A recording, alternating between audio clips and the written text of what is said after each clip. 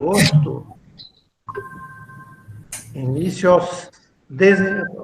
ao acontecimento do segundo mês espírita de Ourinhos, da URSS Intermunicipal de Ourinhos. É uma satisfação muito grande, nossos votos de muita paz, de muita harmonia a todos vocês, que Jesus nos abençoe.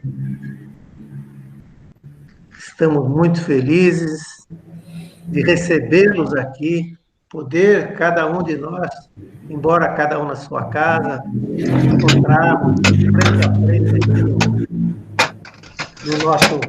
na nossa telinha, e sempre é uma satisfação, né?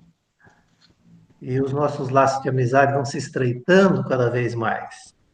Nós teremos nesse mês, além da palestra do João de hoje, que inicia, João Máximo, que inicia hoje, mais 6 palestras, são 7 palestras ao todo, sem atrapalhar as palestras das outras casas aqui da região de Ourinhos. Então, as casas vão funcionar normalmente, e o mês espírita vai discorrendo aí durante todo esse mês de agosto, né?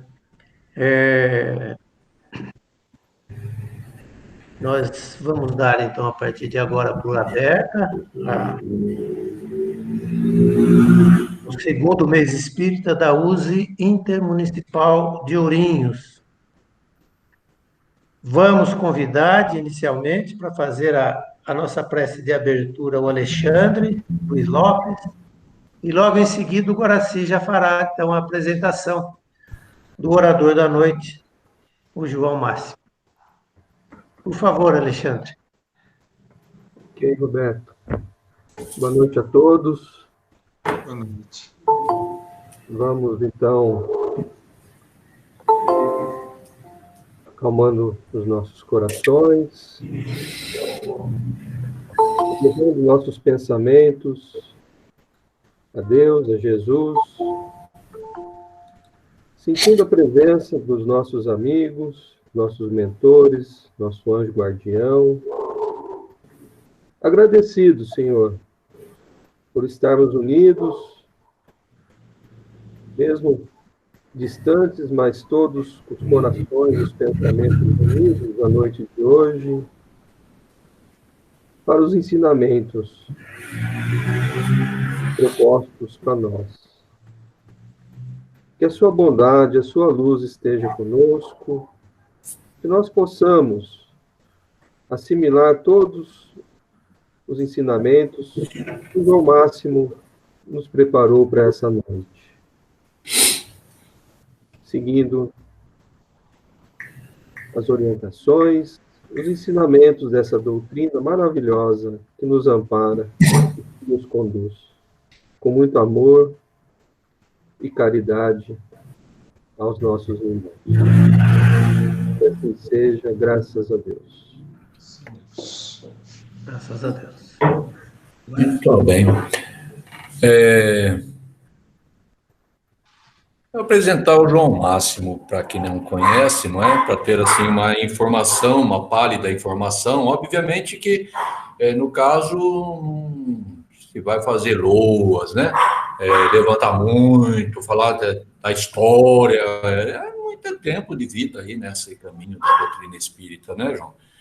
Mas é importante sabermos, né, que o João Máximo é de Cerqueira César, nascido em Cerqueira César, ele é de Cerqueira César para o mundo, como já foi oportunizado de falar, não é? Atualmente ele está morando na cidade de Avaré, né? Tem como profissão ser advogado, logo é um coitado, né? Já que o exercício com militância por 25 anos, né? Larga experiência, apesar dos seus 47 anos de idade, né? Nascido numa família espírita, né? Ele já tem de berço a doutrina, dedicando o seu estudo desde a adolescência. A oratória desde os 25 anos, né? Já tem calo nas cordas vocais, né? Isso é muito bom. Foi cofundador do Grupo de Assistência Espiritual Francisco de Assis, em 2001, no município de Cerqueira César, onde hoje é presidente. Nós tivemos algumas oportunidades de assistir palestras gravadas do João Máximo, mas muito nos satisfez um seminário em rancharia, né? O João foi aquilo que a gente podia esperar. Ele foi o máximo. Nós deixamos a palavra franqueada para o João, então, agora, né, discorrer sobre o tema que ele se propôs a nos apresentar, que é a caminho da luz. Siga seu caminho em direção à luz, João Máximo. Obrigado, querido irmão Guaraci.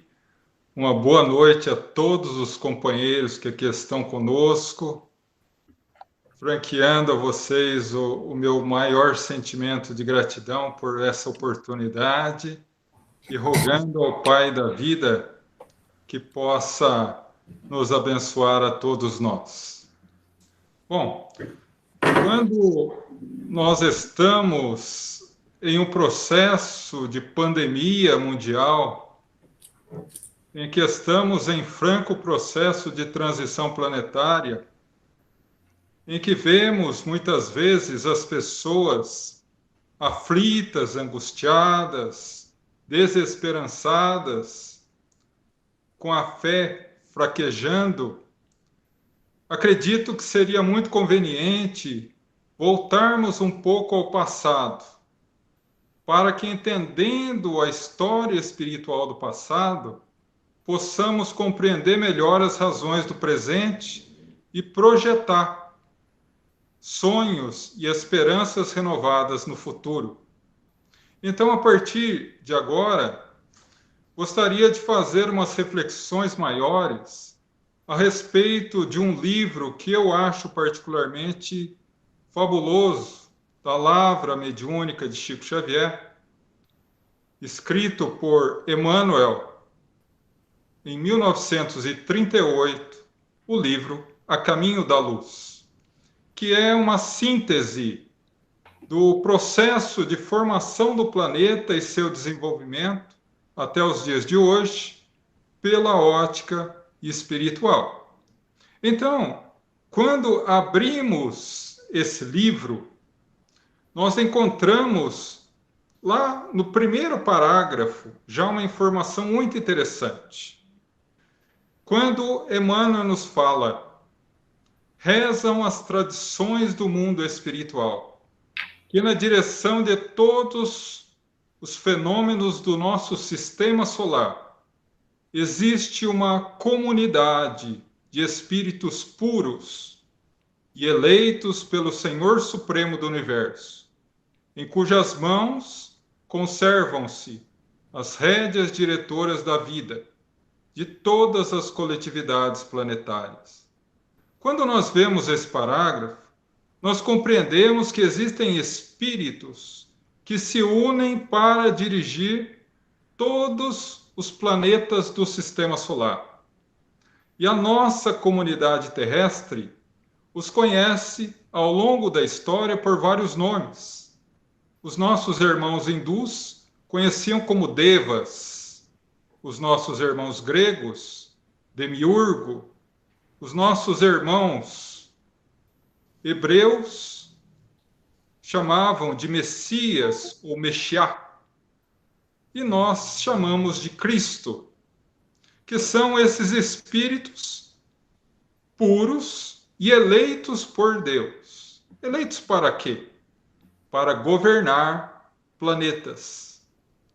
Na Revista Espírita de fevereiro de 1868, os espíritos Lacordaire e São Luís descrevem o que é um Cristo, quando eles dizem: ao lado de Deus existem inúmeros espíritos chegados ao topo da escala dos espíritos puros, e que mereceram ser iniciados nos desígnios de Deus.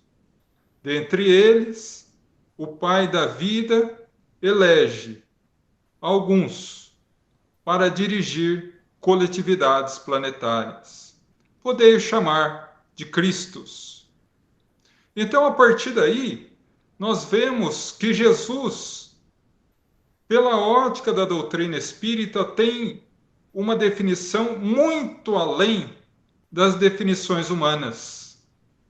Mas uma outra característica que surge nesse momento é como pode um espírito chegar a tal alto grau de elevação e evolução.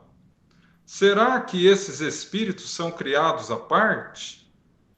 Na questão 115 do Livro dos Espíritos, Kardec pergunta: existem espíritos criados bons e outros maus?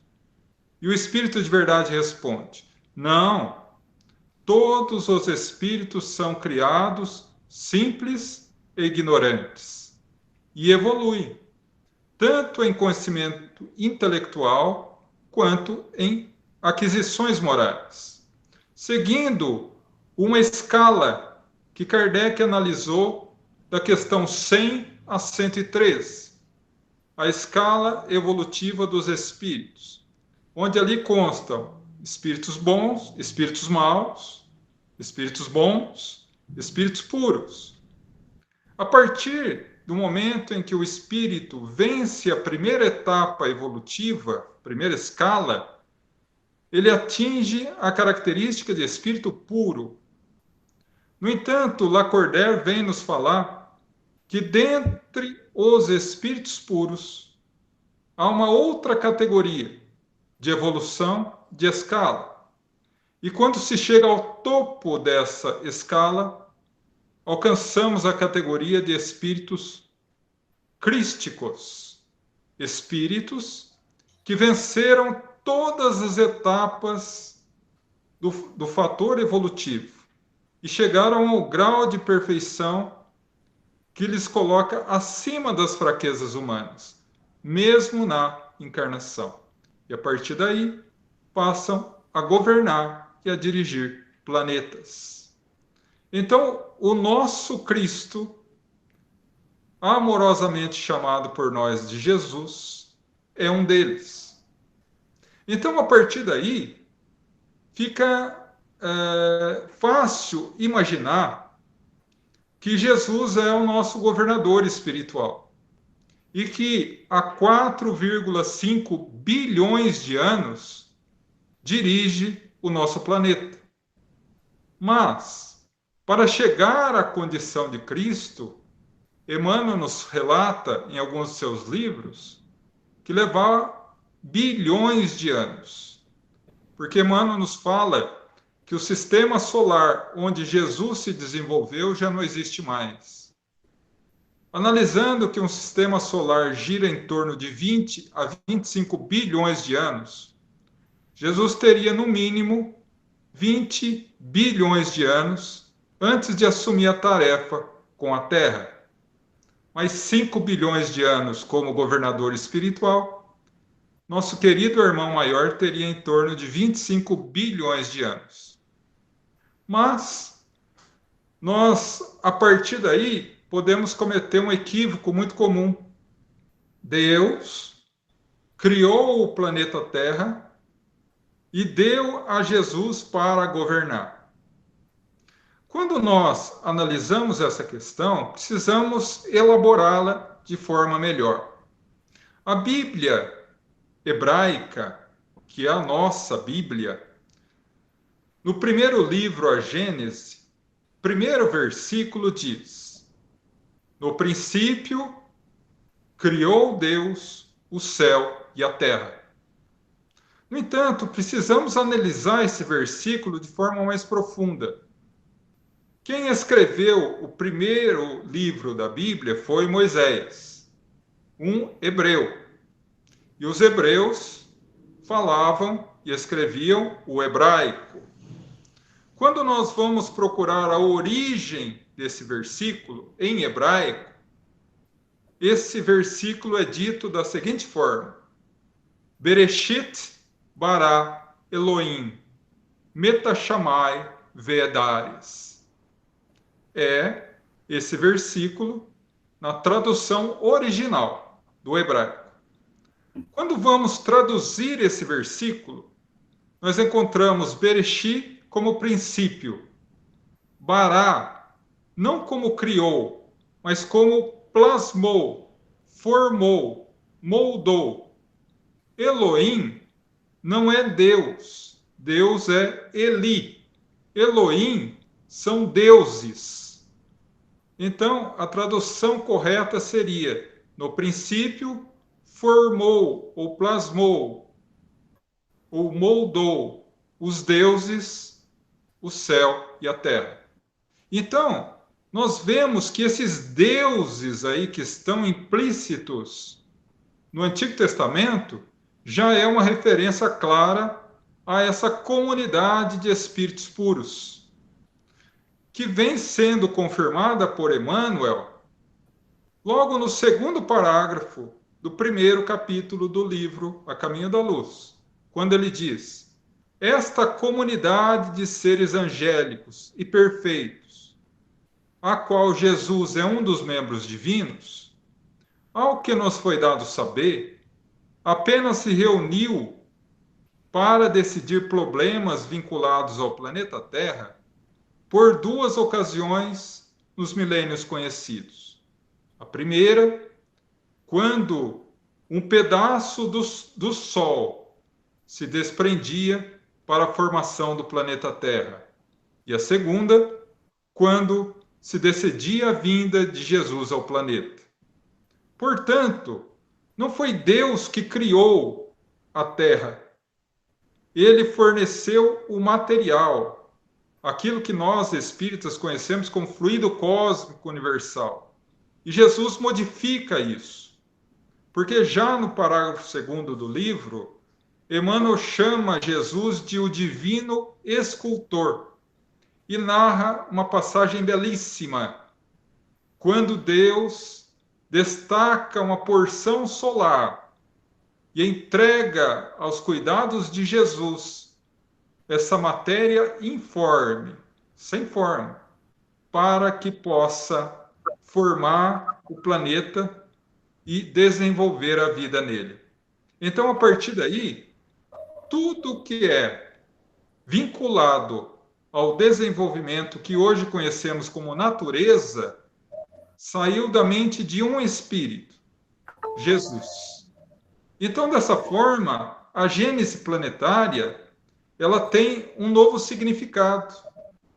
Porque quando nós abrimos a Gênese, não de Moisés, mas agora de Allan Kardec, encontramos uma tabela comparativa, por exemplo, entre os 7 dias da criação e os 7 e a ciência.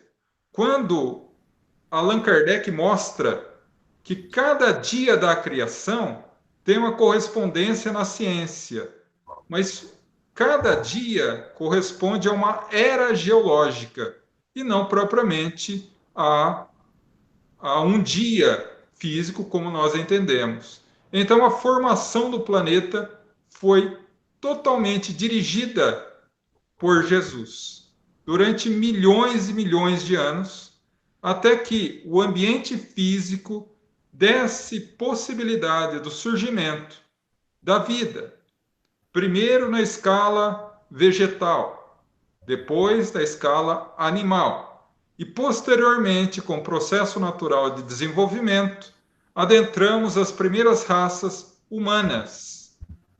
E um ponto interessante, fazendo ainda uma ponte com a Gênese de Moisés, nós encontramos ali um versículo que diz: e Deus disse que formou o homem do barro da terra, e lhe soprou o hálito da vida e o fez alma vivente. Quando nós vemos isso e olhamos um pouco a língua hebraica, nós entendemos que barro em hebraico é Adamá. E tudo que é feito do Adamá, barro, é Adão. Por isso, o primeiro homem, o símbolo do primeiro homem a viver na terra, Adão, o homem feito do barro, em hebraico. Mas, na realidade, nós sabemos que a formação do homem se deu através de uma coletividade muito imensa, né?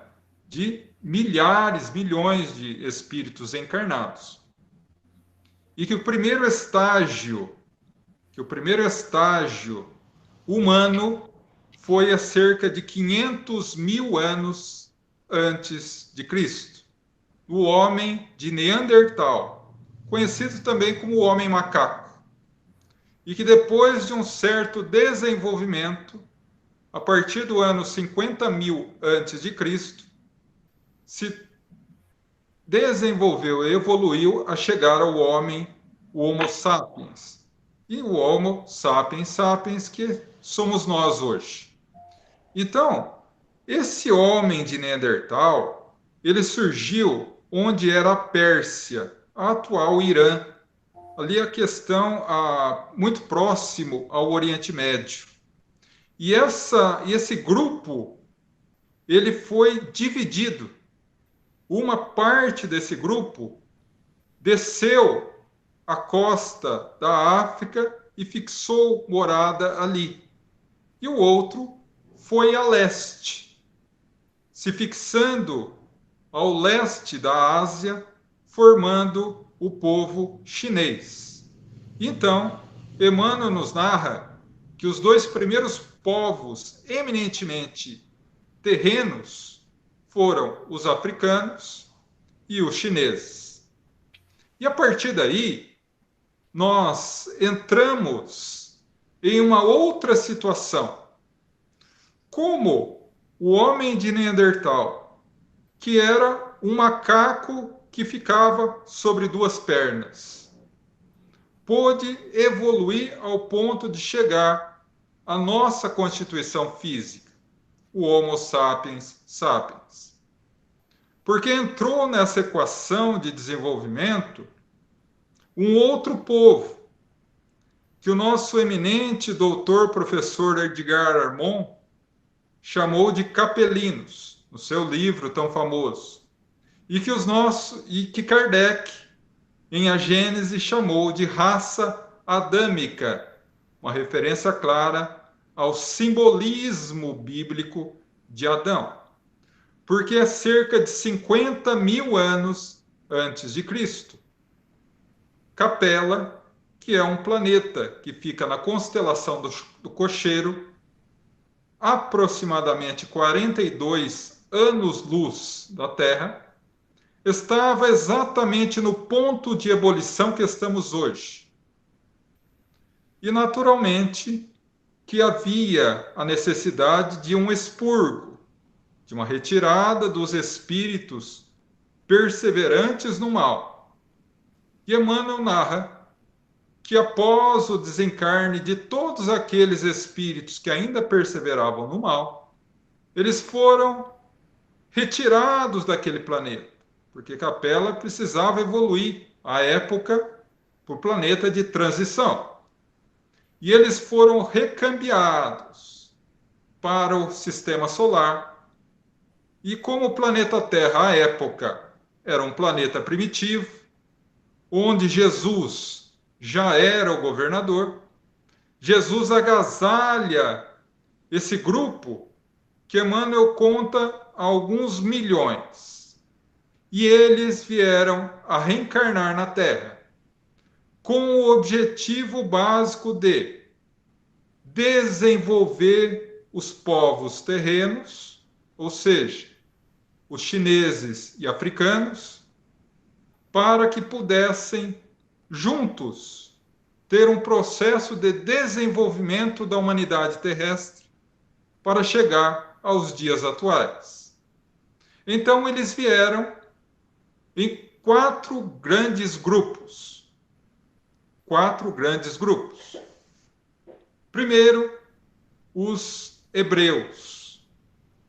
Os hebreus eram o povo vinculado à religiosidade, à vinculação com Deus, e a religião era muito forte.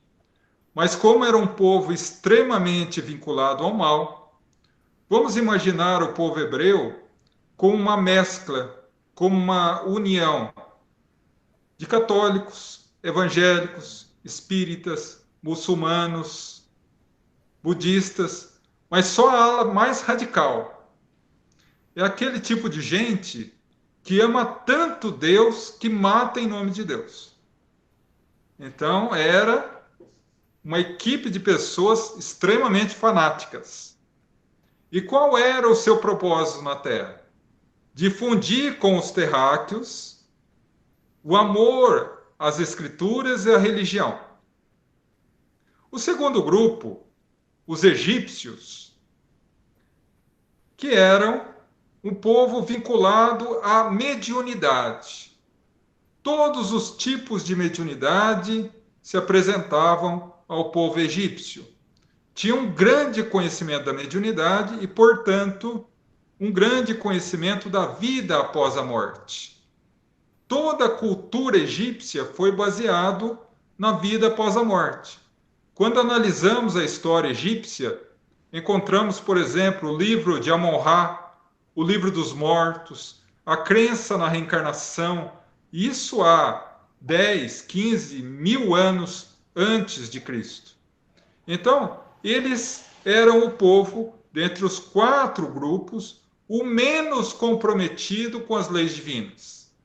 Ao lado que os hebreus eram o povo mais comprometido com as leis divinas. Por quê?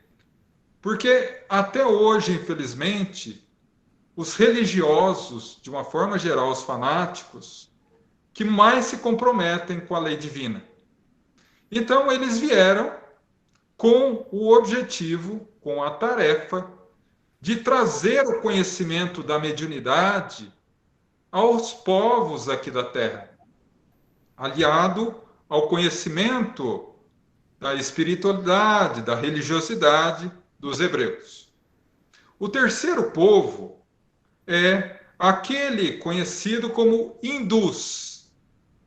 Os hindus tinham como característica básica o corpo energético, o estudo da mente, o estudo dos chakras, a yoga, a meditação, o transcendente. E tinham como tarefa difundir esse conhecimento, essa característica aos povos da Terra. Porque a ideia do Cristo à época, segundo Emmanuel, era que, com a religiosidade dos hebreus, a mediunidade dos egípcios, o conhecimento do corpo energético, dos chakras, dos pontos de energia, da necessidade do controle da mente, pudessem evoluir de forma muito mais tranquila e mais rápida. E teríamos aí, por último, o 4º grupo de irmãos adâmicos ou capelinos, que eram os arianos. Os arianos eram um grupo à parte. Os arianos não se interessavam por religião. Os arianos não se interessavam de forma nenhuma por mediunidade. Também não ligavam de forma nenhuma para corpo astral, corpo energético, mentalização. O que eles gostavam? Eles gostavam de viver muito bem, comer bem, ter patrimônio. Deus é uma convenção de ilusão e, se possível, mandar muito. A característica básica dos arianos era a praticidade com as coisas da vida. Então, a ideia central era agregar ao povo terreno o lado prático da vida. Trazer às pessoas terrenas esse aspecto prático. O que, àquela época, traria a oportunidade dos homens de Neandertal desenvolverem de forma muito mais rápida tanto o processo de conhecimento intelectual quanto o processo de conhecimento moral. No entanto, nós começamos a perceber que com a vinda dos capelinos houve um certo problema. Por quê? Os nossos irmãos hebreus, ao invés de difundir o conhecimento deles, o que eles fizeram? Se fecharam em si mesmos, querendo fazer um paraíso particular. Nós somos o povo eleito de Deus. Os outros são gentios. Palavra muito conhecida em Atos dos Apóstolos, na história de Paulo, por exemplo. Os outros não prestam. Nós somos o povo eleito de Deus. Se fecharam. Não difundiram nada. Se fecharam. Mas o povo egípcio também se fechou. Não difundiram o conhecimento da mediunidade. Ao contrário, nós somos o império mais poderoso da Terra. Os outros não servem para nós, a não ser para serem escravos. Também se fecharam. As esperanças de Jesus ficaram no povo hebreu, no povo hindu e no povo ariano. O povo hindu também se fechou. Não, nós não vamos misturar com essa gente de segunda categoria, esses primatas que não têm conhecimento nenhum. Nós somos claramente superiores a eles. E formaram na Terra a aristocracia espiritual, ou seja, o preconceito de classe por nascença, que infelizmente até poucas décadas atrás na Índia existia. As castas, o que levou Mahatma Mohandas Karamchand Gandhi, o grande pacifista indiano, lutar e entregar a sua própria vida contra essa abjeção que é as classes de castas. Imaginam eles que determinadas pessoas nascem para mandar e determinadas pessoas nascem para obedecer, são impuros. O grau de preconceito era tal: se você passasse na sombra de uma pessoa de casta inferior, você se tornava impuro e teria que fazer um processo de depuração no templo. Então, sobraria essa difusão aos irmãos arianos. Só que houve mais uma complicação nesse processo de desenvolvimento. Um povo que era da terra também se fechou. Os chineses. Aqui ninguém entra. Nós mandamos aqui. Então, sobrou para os arianos. O foco egípcio ficou ali na região do Egito. O foco hebreu ali na região do Oriente Médio. Os hindus no sul da Ásia. Os chineses ali no leste da Ásia. E os nossos irmãos arianos, que tinham vinculação dessa parte prática da vida, vinculados a Deus como um ser inferior, com as características muito fortes do apego à matéria. Eu valho pelo que eu tenho, não pelo que eu sou. O orgulho, o egoísmo exacerbado. Uma dificuldade de praticar a solidariedade extrema. E aí eles foram o único povo que aceitou se misturar, entre aspas, ou difundir com os demais povos. Saíram da região do Irã, isso por volta do ano 150.000 a 100.000 antes de Cristo. Desceram à África, confraternizaram com os africanos, subiram, foram ao leste, chegaram na China. Aqui ninguém entra. Aqui nós mandamos. Eles retornaram. Como já tinham ido à África, subiram à Europa e ali fixaram residência, sendo a raça primária dos nossos irmãos europeus. E aí o que ocorre? Algo interessante. Porque o processo de desenvolvimento social do planeta e da humanidade ficou a cargo dos arianos,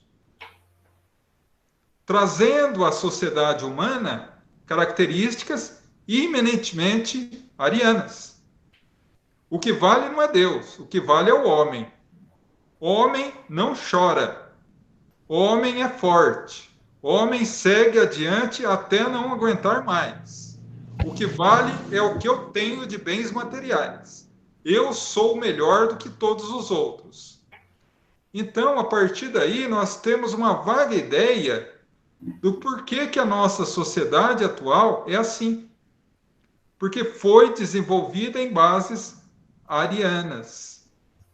Então, a partir daí, nós começamos a compreender um pouco melhor essa questão. O que Jesus planejou para o desenvolvimento do planeta Terra, que poderia ser um desenvolvimento muito mais rápido, muito mais tranquilo e suave, que é a comunhão entre os povos adâmicos e os povos da Terra, que faria com que a mediunidade, a religiosidade, o aspecto prático da vida e o aspecto mental fizessem com que todos evoluíssem? Não. E agora o que nós vemos hoje, na atualidade? Nós vemos exatamente isso, o caminho de volta. Né? Os povos se unindo através da tecnologia. Não é? Hoje vemos americanos fazendo sushi, fazendo yoga, não é? Encontramos brasileiros de outras partes do mundo estudando aspectos religiosos e assim por diante, não é? Porque nós precisamos nos integrar. Então, a partir daí, nós encontramos um porquê da sociedade ser assim e que esse processo todo foi direcionado por Jesus. Mas como foi esse processo de transição? Porque nós estamos num planeta de provas e expiações e passaremos para um planeta de regeneração.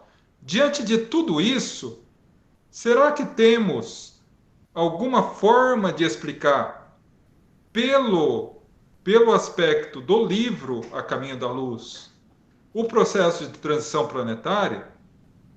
Com certeza, aliado ao processo do próprio Antigo Testamento, que é uma visão simbólica de todos os acontecimentos, desde a formação da Terra até o que nós chamamos de Apocalipse ou transição planetária. Quando nós procuramos o terceiro mandamento da lei de Moisés, nós encontramos lá: lembrar de santificar o dia de sábado, que na raça hebraica, para o povo hebreu, é o Shabat, o dia da conexão com Deus. É um dia que você se desconecta das coisas do mundo para se conectar a Deus, ao divino, uma vez por semana, todo sábado. Então, o Shabat ocorre a cada 6 dias, uma vez que é todo sábado. No entanto, quando nós abrimos o Salmo 90, escrito pelo rei Davi, e a segunda carta de Pedro apóstolo, nós encontramos algo muito interessante. 2 textos que foram separados por volta de 1000 anos. E dizem a mesma coisa. Para Deus, 1000 anos é como um dia, e um dia é como 1000 anos. Então, nós podemos utilizar como referência esses textos e dizer que, simbolicamente, um dia divino seria 1000 anos. Pois bem, se um dia divino é 1000 anos, uma semana divina é de 7.000 anos. E aí, o Shabat, que é todo sábado, ocorreria a cada 6.000 anos. Pois bem, entramos agora na área do Livro dos Espíritos, questão 50 do Livro dos Espíritos. Podemos saber se Adão foi o primeiro homem a habitar a Terra? Lembrando, Adão, representação da coletividade dos arianos. A resposta é clara: Adão não foi nem o primeiro, nem o único a habitar a Terra. Naturalmente que antes da raça adâmica chegar, já haviam os africanos e chineses. A questão 51, que é mais complexa, quando ele pergunta: podemos saber quando viveu Adão? E o Espírito de Verdade responde: Adão viveu por volta de 4.000 anos antes de Cristo. Como comungar essa informação, uma vez que sabemos que os arianos chegaram ao planeta por volta de 100 a 150 mil anos antes de Jesus, e aí fizeram todo o processo de transição de um corpo de Neandertal para um corpo de Homo sapiens? Simples. Há 4.000 anos antes de Jesus, houve um processo de seleção, que é o mesmo processo de seleção que está ocorrendo agora. Aqueles adâmicos de Capela que haviam se regenerado ao longo desses séculos, eles tiveram a oportunidade de retornar para casa. E aqueles que não, ao lado dos povos eminentemente terrenos, ficaram. Quais foram? Os egípcios, praticamente todos retornaram, o que é uma das bases lógicas para explicar que hoje um dos maiores e mais inteligentes povos da história antiga tenha totalmente desaparecido da Terra. Os hindus, na sua grande maioria, também retornaram. Os hebreus, naturalmente, também alguns. E os arianos, por terem uma vinculação muito forte com o egoísmo e orgulho, a maioria ficou. Então, iniciou-se a partir do ano 4000 a última semana do mundo de provas e expiações. 7.000 anos. Agora vamos fazer um cálculo rápido. 4.000 anos antes de Cristo, mais 2.000 anos depois de Cristo, 6.000 anos. Ou seja, estamos às portas de um novo Shabat, o dia da conexão com Deus. 1000 anos de transição. Então, a partir dessa formulação teórica baseada no livro e no Antigo Testamento, temos algo que vem a colaborar com isso. Porque no capítulo 29 do livro Brasil, Coração do Mundo, Pátria do Evangelho, nós encontramos uma informação muito interessante. Quando Ismael, o governador do planeta, o governador do Brasil, junta a sua equipe em 1831 e diz: não podemos nos esquecer que estamos no século do advento do Consolador. Serão 100 anos preparatórios para os próximos 100 anos, ou seja, 200 anos. Preparatórios para quê? Para o processo de transição. Como ele fez a referência clara à vinda do Consolador Prometido, e sabemos que o Consolador Prometido chegou à Terra em 18 de abril de 1857, vamos fazer um cálculo rápido. 1857, mais 100 anos preparatórios, 1957. Mais 100 anos, 2000 2057. Quando nós voltamos ao pinga-fogo, Chico Xavier, quando entraremos no mundo de regeneração? Emmanuel nos diz que por volta de 2057. Então, estamos nos últimos momentos do mundo de provas e expiações. A partir daí, temos um cálculo mais interessante. Quando nós olhamos isso, nós podemos compreender que dos últimos 50 anos para cá, houve uma mudança muito grande. E aí abrimos o livro A Gênese e vemos que o processo de transição, como há 4.000 anos atrás, ou antes de Cristo, é baseado no processo de imigração e emigração. Imigração, espíritos sublimados que vêm à Terra. E que, conforme as palavras de próprio Emmanuel e de Divaldo Franco, muitos deles vêm de um planeta chamado Alcíone, que é uma estrela de terceira grandeza da constelação das Pleiades, e que já vem vindo à Terra a partir de 1972, trazendo à humanidade uma característica muito interessante.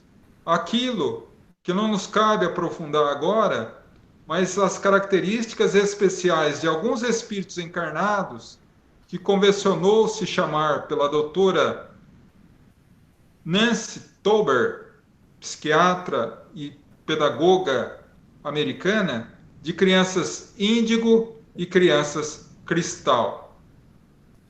E por que isso? Porque elas vêm tomar o espaço daqueles que serão expurgados. Porque lá, no capítulo 7, do livro Céu e Inferno, a Justiça Divina segundo o Espiritismo, Kardec coloca uma página chamada Código Penal da Vida Futura. E lá no artigo 18, ele coloca assim: os espíritos embrutecidos no mal serão excluídos da Terra, do planeta onde habitam. Serão reencaminhados a planetas primitivos, onde expiarão as suas faltas. E os espíritos sublimados tomarão o seu lugar. Então, a partir daí, nós compreendemos o processo tanto de imigração quanto de emigração. E nos mostra, por exemplo, que a partir de 1950, segundo informações de Emmanuel, pelas mãos abençoadas de Chico, houve uma reencarnação em massa de espíritos altamente embrutecidos para ter na Terra a última oportunidade de redenção. O que fez, a partir da década de 50 e 60, multiplicar o endurecimento do orgulho e do egoísmo na Terra. Só um exemplo. A formação de drogas sintéticas, iniciou por volta de 1965. E hoje nós vemos a sociedade com um descalabro moral sem precedentes. Mas, à medida que esses espíritos vão desencarnando, não terão mais oportunidade de reencarnar na Terra. Encarnarão na condição de Homo de Neandertal, em outros planetas. Para como os nossos irmãos capelinos fizeram há 6.000 anos atrás, auxiliar a população daquele planeta no processo de evolução deles. E nós, segundo as palavras de Moisés, no 4º mandamento da lei, honrar pai e mãe, para que Deus vos conceda longos anos sobre a terra. Ou Jesus, bem-aventurados os mansos e pacíficos, pois herderão a terra. Não a terra como está, mas a terra renovada, a terra do mundo de transição. E qual é esse mundo de transição? Nós espíritas chamamos de regeneração. Um planeta onde não haverá espíritos maus, encarnados ou desencarnados. não haverá mais a necessidade dos sofrimentos expiatórios. É um processo de convalescência, da cirurgia que arrancou o tumor do mal do coração humano, para que possamos definitivamente deixar as dores e sofrimentos do mal para trás e começar o processo definitivamente de evolução. A partir daí, temos, graças a Kardec, no capítulo 18 do livro A Gênesis, mais uma informação salutar. No capítulo 18, onde ele diz que o processo de transição da Terra seria um processo de difícil solução para nós encarnados. Um processo marcado pela dor e pela dificuldade, onde duas marcas seriam firmadas de maior gravidade: o suicídio e a loucura. E hoje vemos o suicídio, segundo as informações da Organização Mundial de Saúde, atinge um suicídio a cada 40 segundos no mundo. E a loucura e os seus aspectos de doença psíquica, psicológica, atingem muitas pessoas. Quem de nós não conhece alguém, por exemplo, que não faz uso de medicação? Não é? É muito raro a gente encontrar alguém que não use. Isso faz parte do processo. Essa pandemia também. Nós estamos num processo de reajuste psíquico e moral para que possamos sair dessa pandemia e sair dessa situação renovados. Como diria Jesus, reencontrar as bases da nova Canaã, da terra renovada, para que toda a humanidade seja um só rebanho, sob o comando de um só pastor. E Emmanuel finaliza o livro A Caminho da Luz dizendo, no capítulo 24,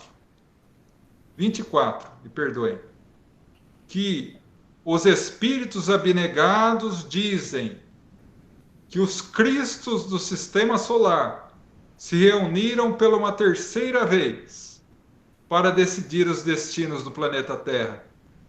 Com toda certeza, essa reunião teve como pauta principal o processo de transição definitiva do planeta de provas e expiações para um planeta de regeneração. E acredito eu, uma opinião pessoal, que uma das pautas da reunião foi o papel da doutrina espírita e dos espíritas e religiosos do mundo, seja qual for a religião, nesse processo de transição.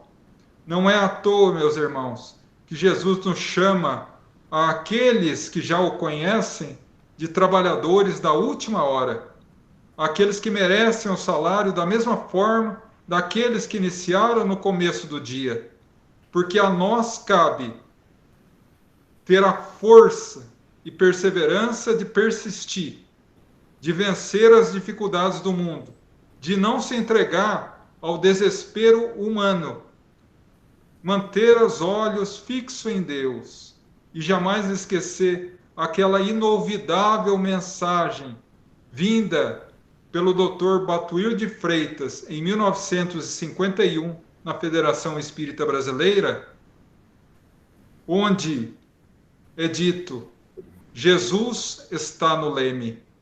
Jesus está no leme das nossas vidas, de toda a humanidade, e nos pede apenas que nós perseveremos a caminho da luz. Que Deus nos abençoe, nos ilumine e nos ampare a cada um nesse processo de renovação íntima, para que possamos fazer parte desse processo de transição. Meu profundo agradecimento aos nossos irmãos da USE, de Ourinhos, de todos os nossos irmãos presentes, a minha profunda gratidão. Muito obrigado. Muito bem.